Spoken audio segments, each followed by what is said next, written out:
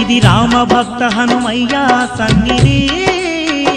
కొలిచే భక్తులకెల్లా ఇదియే పెన్నిది ఓ రామ భక్త హనుమయ్య సన్నిధి కొలిచే భక్తులకెల్లా ఇదియే పెన్నిది పవిత్రమైన క్షేత్రం ఆ పవన కుమారుని నిలయం పవిత్రమైన క్షేత్రం ఆ పవన కుమారుని నిలయం అవనిలో పుణ్యధామం శ్రీ ఆంజనేయుని ఆలయం